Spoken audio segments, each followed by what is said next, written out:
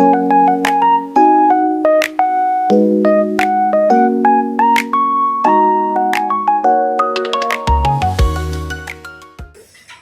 Ibu Lali, Assalamualaikum warahmatullahi wabarakatuh. Waalaikumsalam warahmatullahi wabarakatuh. Selamat pagi. Pagi, alhamdulillah luar biasa.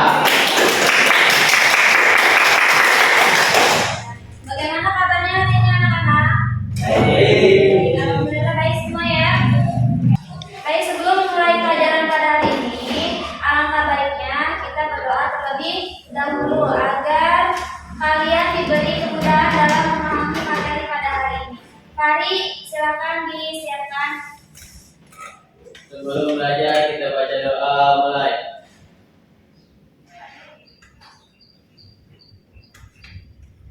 Ucapkan salam. Assalamualaikum warahmatullahi wabarakatuh. Waalaikumsalam warahmatullahi wabarakatuh. Oke, baik. Ibu punya ice cream sebelum kita lanjut. Selanjutnya, kalian nanti ketika ibu bilang pagi, tepuknya satu kali.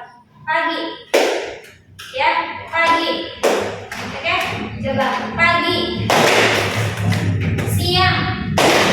Ya, kalau siang 2 kali, kalau sore 3 kali, kalau malam dia. Ya, kalau pagi 1 kali, kalau siang 2 kali, kalau sore 3 kali, kalau malam dia. Oke? Coba. Pagi. Pagi. Siang. Siang. Sore. Sore. Malam. Diam lah kalau malam diam. Ya, oke? Siap? Konsentrasi. Konsentrasi dimulai. Siang. Siang. Siang. Siang. Siang. Siang berapa kali? Dua. 2. Iya, dia kali. Pagi. Pagi. Sore. Sore. Malam. Oke, terima kasih. Ya, hari ini ada teman yang tidak masuk. Ada siapa? Ika. Ika sama Fadil. Apa? Baik, sebelumnya pada pertemuan minggu lalu kita sudah mempelajari tentang teks eksplanasi. Ya, sebelum kita lanjut, siapa yang mau membacakan kata motivasi? Ya, ayolah, Saril, bacakan kata motivasinya. Orang boleh pandai di langit, tapi selama dia tidak menulis, dia akan hilang di dalam masyarakat dan dari sejarah. Menulis adalah bekerja untuk keabadian. Ya, baik. Tahu nggak kalian maksud dari motivasinya? Jadi kita itu ketika kita ingin mengenal dunia, maka kita membaca. Dan ketika kalian ingin dikenal dunia, maka menulislah. Jadi sang penulis ini orangnya sudah tidak ada, tapi tulisannya akan tetap ada. Ya, akan tetap abadi. Jadi dikenal terus si penulis ini. Ya, ketika kalian ingin dikenal terus, ingin dikenal terus dalam sejarah, maka kalian menulislah, baik menulis novel atau menulis kata-kata motivasi seperti ini atau menulis cerpen, ya. Jadi maksudnya itu seperti itu. Ketika kalian ingin mengenal dunia, maka kalian membaca. Tapi ketika kalian ingin dikenal oleh seluruh dunia, maka menulislah. Ada yang pernah curhat nggak, teman? Laki-laki nih. Pernah, pasti ceritanya tentang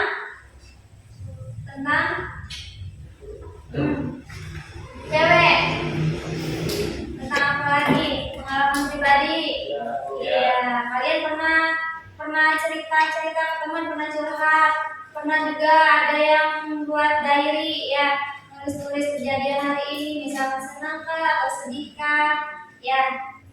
Oke, pada pertemuan pada hari ini kita akan membahas tentang mempelajari tentang menulis cerita sejarah pribadi ya, seperti yang tadi kalian ceritakan kepada teman atau kalian pernah menulis apa diary tentang keseharian kalian, menulis tentang kejadian apa yang tidak bisa kalian lupakan atau kejadian apa yang paling penting, momen penting di kehidupan kalian gitu ya. Itu nanti kita akan menulis cerita sejarah pribadi. Adapun tujuan pembelajarannya yaitu Ibu harap setelah kalian mengikuti pelajaran pada hari ini, kalian mampu mengenali unsur dan kaidah kebahasaan cerita sejarah pribadi. Kemudian kalian mampu menyusun kerangka cerita sejarah pribadi dan menulis cerita sejarah pribadi dengan bahasa yang jelas, logis, dan kronologis. Nah, ada contoh dari cerita pribadi seseorang yang mengisahkan dirinya ketika hari pertama masuk SMA ya. Aku masih ingat jelas hari Senin 15 Juli 2019, hari pertama aku masuk SMA. Waktu itu aku merasa campur aduk antara gugup dan penasaran. Sekolahnya jauh lebih besar dibandingkan sekolahku sebelumnya. Jadi sejak hari itu aku tahu bahwa masa SMA akan menjadi perjalanan penting dalam hidupku. Dari pengalaman awal yang penuh rasa takut, aku belajar bahwa keberanian memulai langkah pertama bisa membuka banyak peluang dan pertemanan baru. Ini contoh dari cerita pribadi. Jadi cerita pribadi itu bisa disebut dengan cerita sejarah pribadi. Ya, karena menceritakan kejadian masa lalu yang mungkin sangat berkesan bagi seorang tokoh. Nah, jadi teks cerita sejarah pribadi itu merupakan salah satu jenis tulisan yang berbentuk fiksi maupun non-fiksi dan mengisahkan tentang perjalanan pribadi seseorang.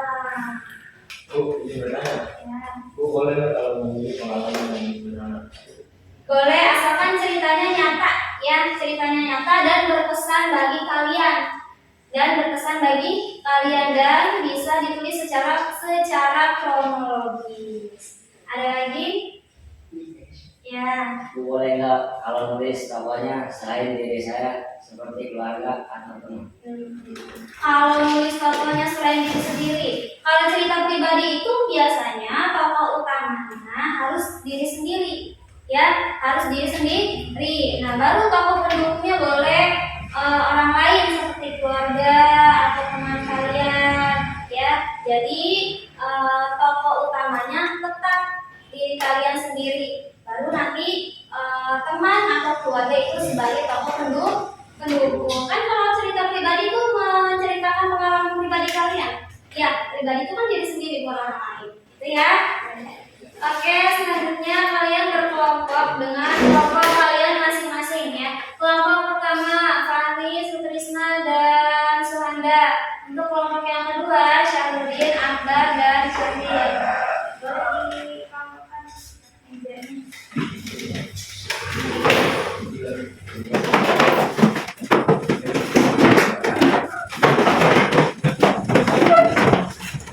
Sudah? Ya. Bagi kalian KKD, nanti kalian analisis dari cerita yang ada di dalam KKD ini ya.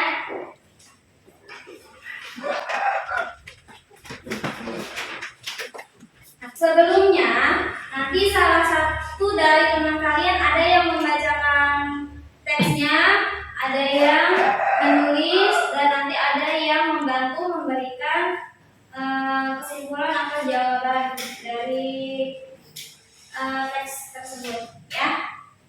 Dibaca dulu petunjuk pengerjaannya.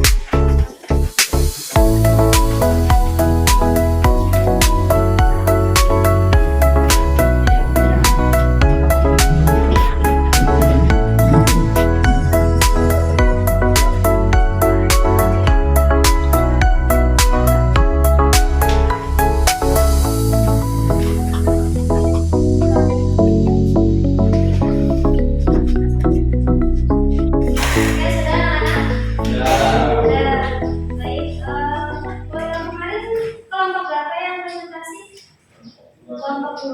Sekarang kelompok 1 yang mempresentasikan hasilnya ya. Ke depan. Ini artis Kak.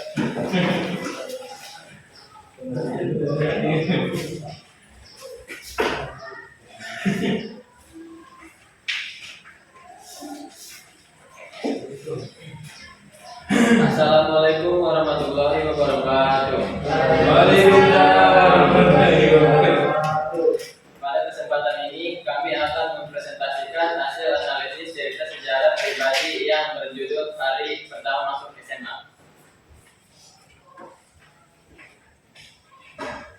Pertama, tokoh dalam cerita terdiri dari tokoh utama yaitu aku serta tokoh pendukung yang berupa beberapa teman sekelas dan seorang kakak kelas.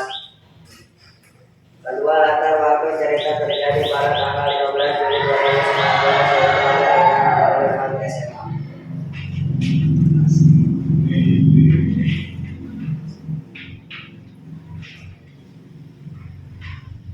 Tiga, urutan peristiwa diawali dengan kedatangan menulis di sekolah dengan perasaan dulu. Selanjutnya menulis memperkenalkan diri di depan kelas. Bisa oleh beberapa teman. Besok saat menjadi ambil dan akhirnya dibantu oleh seorang kakak kelas. Tadi nanti Akhir pesan dari cerita ini adalah memulai membantu, memang menyesalkan, tetapi memberi kesempatan untuk menemukan pengalaman kembali. Ada yang mau menambahkan? nanti tidak ada yang menanggapi. Demikian dari presentasi kami. Assalamualaikum warahmatullahi wabarakatuh. Waalaikumsalam warahmatullahi wabarakatuh.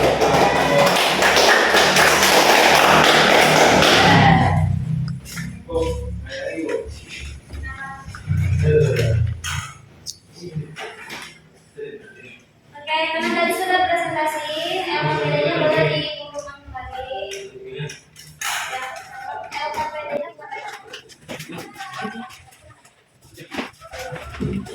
Oke, ada yang mau ditanyakan terkait pelajaran hari ini? Iya. Tidak, paham semua ya?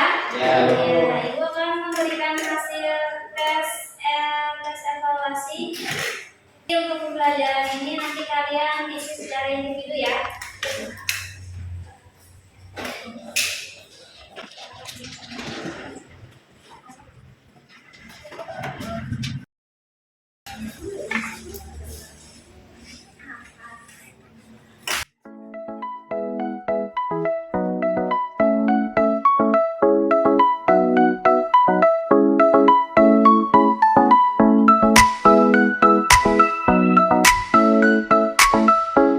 Baik, sudah selesai.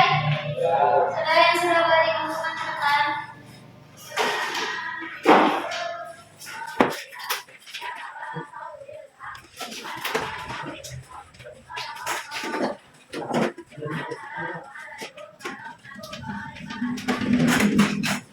Jadi kesimpulan dari kita pada pelajaran hari ini yaitu bagaimana cara menulis teks cerita sejarah secara pribadi. Jadi teks cerita sejarah pribadi itu merupakan salah satu jenis tulisan yang berbentuk fiksi maupun non fiksi yang mengisahkan tentang kepribadian seseorang. Boleh ditulisnya secara sederhana boleh. Nah, tapi tidak boleh menggunakan orang lain sebagai tokoh utama ya, karena ini cerita sejarah pribadi yang berarti menceritakan tentang diri kalian ya. Orang lain, keluarga atau teman itu sebagai tokoh pendukung. Adapun strukturnya apa? Struktur dari cerita sejarah pribadi yang pertama orientasi, yang kedua peristiwa, yang ketiga orientasi. Baik, Fahri, orientasi itu apa? Pembuka cerita. Kalau reorientasi apa, Syahril? Penutup, Bu. Iya, penutup dari cerita. Baik, terima kasih Syahril dan Fahri, sangat baik. Baik, untuk materi selanjutnya kita akan mendiskusikan isi buku fiksi